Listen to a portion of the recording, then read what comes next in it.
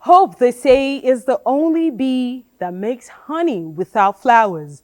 Hope is the thing with feathers that perches in the soul and sings the tune without the words and never stops at all. The challenge before us today is to stay hopeful. Welcome to People and Events. I am Gufan Shaji Ogwanyi, and it's good to have you join me. On the show today, Senator Kenneth Eze celebrates another year.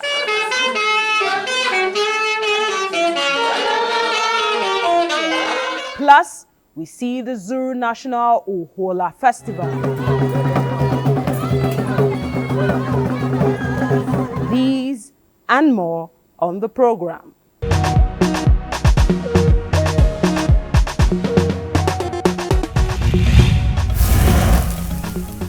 Let's start off with Senator Kenneth Eze's big day. He is the senator representing Ebonyi State. Let's see how friends and family joined him to make his day grand as Joshua Ogunjide takes us through this celebration. With trumpet call into his office in the Senate building, the scenario was that of euphoria for the distinguished senator Kenneth Eze, his aides, staff, and chapter colleagues in the Senate. I want to extend my warmest greeting to all those that has put this thing together. Is honestly unprecedented. I'm not the birthday type. It's only my wife that sometimes reminds me of my birthday. The same thing happened on 14th. And I could say for my workers, my aides, and senators who have organized this surprise one, is quite awesome. Though it appears low-key, the celebration turned into an assemblage of gala fellows, distinguished colleagues of the celebrator who showered encomiums on the birthday boy. Chairman in the state, now a senator, and a chairman of a committee that is leading us well, leading by example. A team player is somebody that I would always want to associate with, because any leader who seeks opinions of those he is leading to be able to lead well is somebody that you should always want to learn from.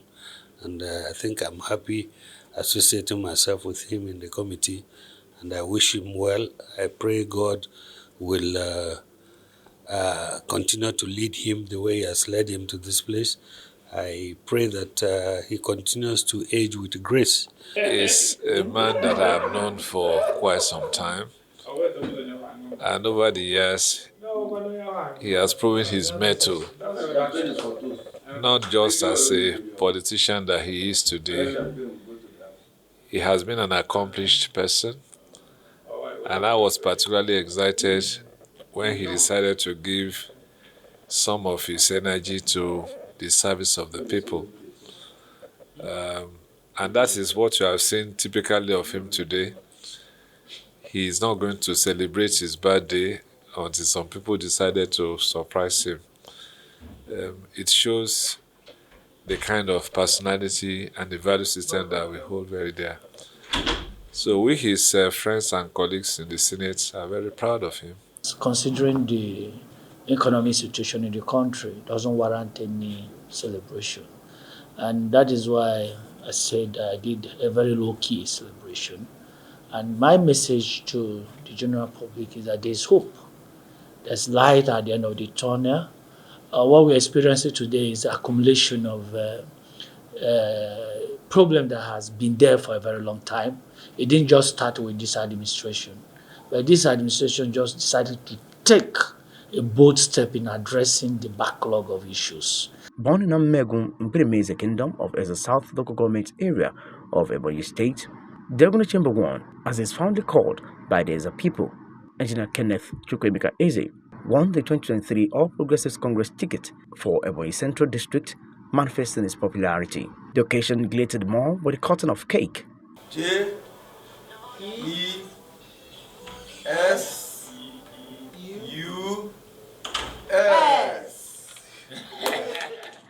Despite being a first-timer in the Red Chamber, Senator Kenneth Eze was appointed as chairman of the Senate Committee on Information and National Orientation by the President of the Senate, Godswill Akpabio, for a purpose to move the information machinery of the legislature forward.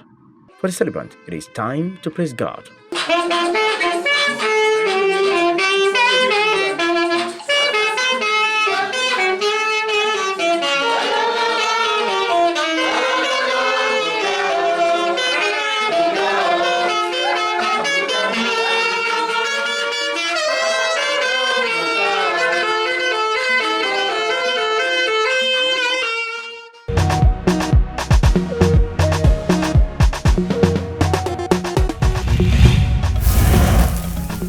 Congratulations, Senator Eze. Moving on, let's see this beautiful culture of the Zuru people.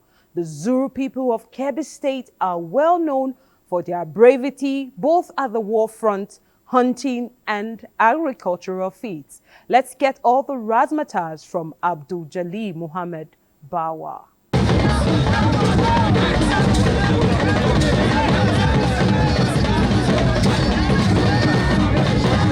The Ohola Festival of the Zuru Emirate is one of the 4 annual festivals celebrated in Kebbi State. The festival is held to show gratitude to God after a bumper harvest and to initiate young boys and girls into adulthood. The Zuru Ohola showcases young adults who graduated from Golmo practice, an old tradition of the Zuru people, where young boys farm and hunt for their in-laws for 7 years to serve as dowry for their suitors.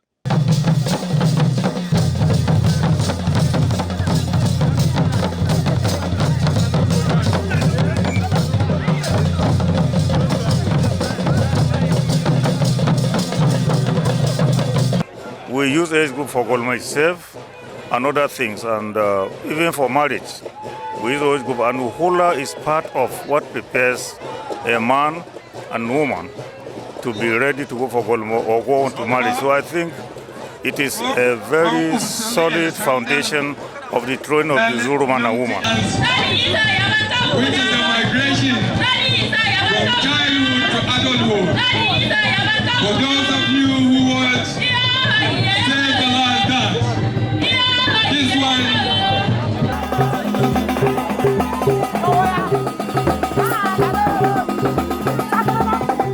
This year's Zuru Ohola Festival was spectacular with events such as public lectures, book launch, agri show, gala night, among others.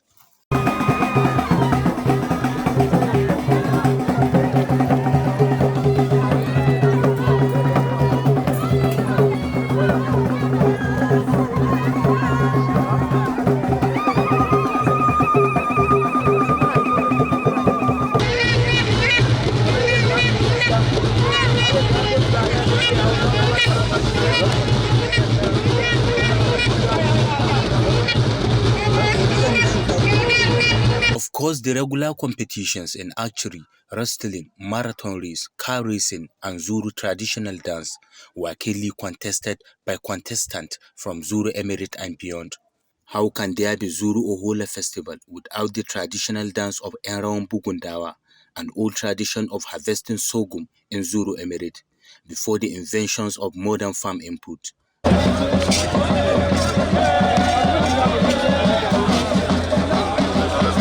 And this has connection in terms of men of integrity, men of strength to make very, very high yield of cultivation, to be able to showcase our heritage, to be able to showcase our agri-produce here in Zuru. It was not a speech-making event, but dignitaries who include top government officials, traditional rulers were full of appreciation for the Zuru Ohola festival. We can create an enabling environment that will attract investors, boost economic growth, and transform the region into a hub of development.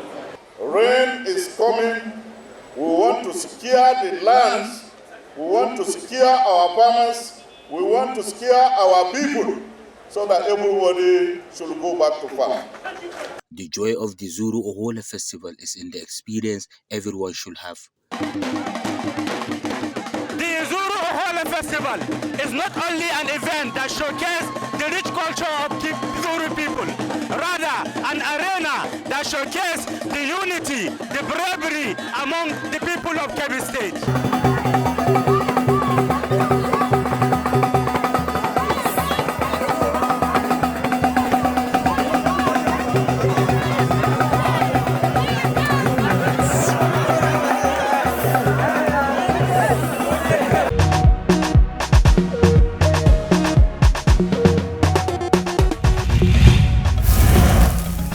Pretty intriguing and beautiful culture. It would also interest you to know that the Zuru people are the only tribe in Nigeria where paying of dowry is 7 years of hard labor on the in-laws farm to get a wife. This sure reminds me of the old times in the Bible. Let's pause now for a break. When we come back, we take you through a woman's world.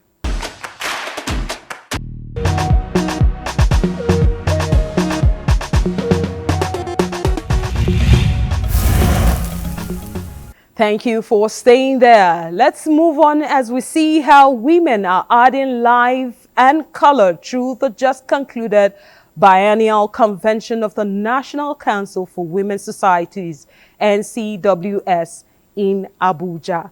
So Damien Detti captured the side attractions for people and events. From the north, east, south and west, Abuja, here we come.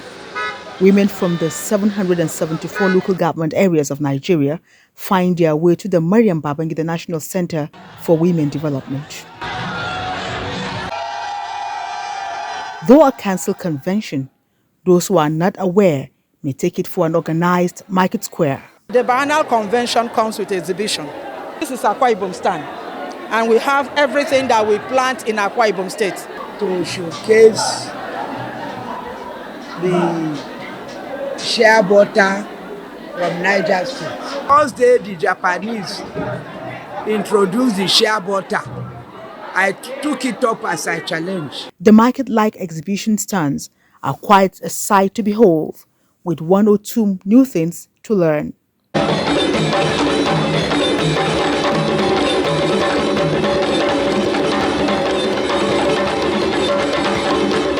We call it Kanampari clove in English, and it has scent.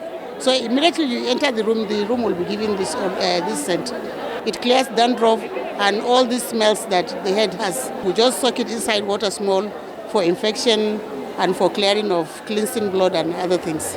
We use gele to make this traveling bag. If you are doing occasion now, they will take ashebi, and many people don't follow it again. I started by hawking, and to the glory of God, I have 10 tailors, I have 13 stoners, and we should develop our own. Long time no see, and good to see you again, made evident with the hugs and pats on the back. I meet so many of my friends here, my colleagues, some that we did not meet since we left secondary school. My experience here is just wonderful. Every culture, every language, every displacement is just very, very wonderful. I am so happy that I was among the women that was able to be a part of the conference this year. It has been very inspiring and impacting, seeing great women coming to talk to us and boost our ego and our aspirations to be better, for Nigeria. Women sure do know how to hype and make themselves happy with their unique slogans.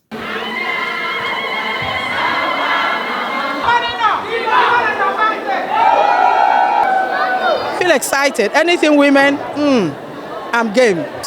We are the soul of the society. Without the women, the society cannot function properly.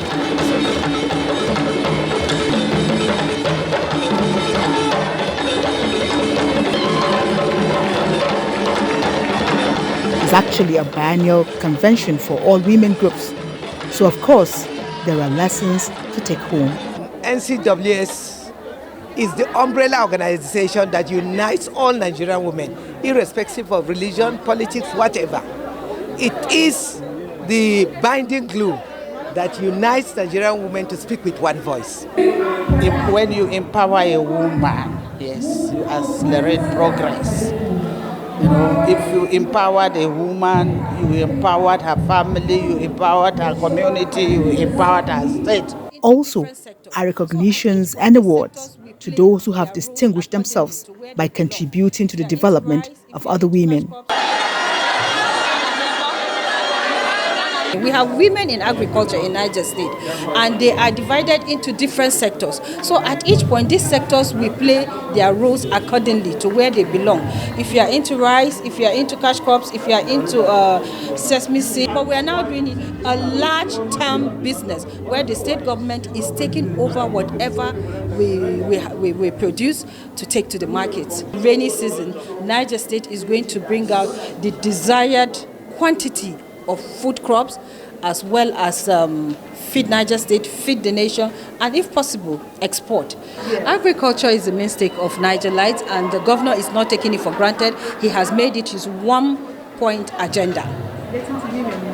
And he has involved the women in all. In fact, every woman is supposed to have like from 1 hectare above of piece of land to see what she can cultivate. When there's insurgency, women and children are the most victims. And for the women of Borno State, because of the displacement, most have been returned to their homes with their families. Their children are going to school. And in the last 5 years of his administration, every 16 days from November 25th, we mark the International Day of Activism Against GBV.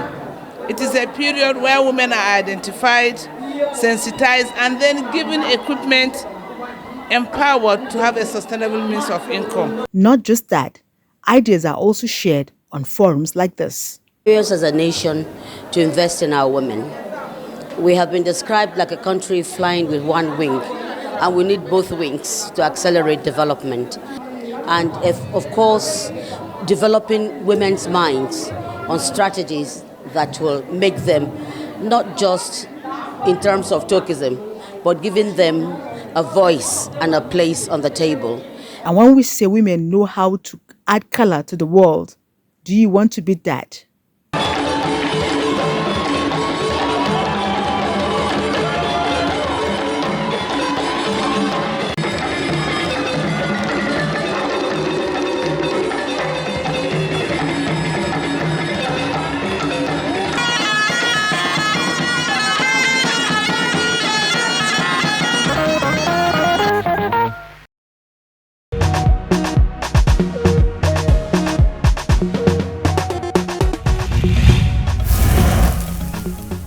You would agree with me that women indeed know they carry last and they just know how to spice up life. So to all the women out there, you rock.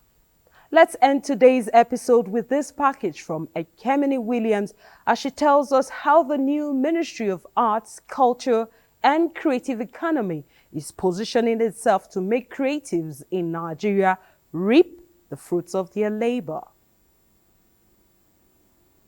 1, 2, 3, Nigeria has a vibrant, diverse and talent-filled creative industry is obvious. However, in spite of how far the industry has come, it's got challenges which ought to be tackled by government. It takes a lot to shoot content in Nigeria. For example, whenever I'm shooting in Lagos outside, I always have touts, all these street boys come around, try to like spoil the shoots, and you have to pay them. We need to first protect the content creators. I think that is where we should start from. You know, some sort of protective umbrella that, you know, notice or realize that content creators are actually trying to put the country on the map. Talent development and insurance policy for entertainers. She should think of insurance policy for entertainers and talent development. In response, the Minister of Arts, Culture and Creative Economy, Hannatu Musa Musawa, says these concerns have been captured in the ministry's Destination 2030 goal for the creative industry. Part of what we're looking to do is to build regulatory and legal framework that will give confidence in the industry. So obviously the issues of IP, this is something that we're looking to see how we can strengthen. And of course the issue of infrastructure. There's really no infrastructure to support the industry. So we're looking to see how we can come up with arenas, working with people within the private sector that have already done it, put in incubators, hubs, trying to bring up cinemas, theatres all across the country. These are conversations that we're having. These are initiatives that have already started. We're looking also to do an Abuja creative city and an Abuja cultural city, bringing in infrastructure into the country. A retreat to develop strategies for realizing this agenda was held recently by the Federal Ministry of Arts, Culture and Creative Economy and her agencies. Through CBN Creative Industry Financing, we have Bank of Industry Nolly Fund, we have Bank of Industry Fashion and Beauty Fund, we have Empower Creative, we have Project Act, Federal Government Grant Nollywood, that one has been completed. And we have Investment in Digital and Creative Enterprise Program, IDICE, of which the Honorable Minister is working so hard to make sure that IDICE gets to relevant stakeholders. The Minister, Hannatu Musa Musawa, assures Nigerians to expect a rousing performance by the ministry because those manning her ministries are experts and have passion for the creative industry. The action that I got after those appointments was one where the whole nation knew that this ministry was ready for business. And I am confident that the success of this ministry and the success of this government will be because of the contribution of these great patriots. The retreat, which was a 2-day event, charted a course for the attainment of the ministry's deliverables expressed in its performance bond.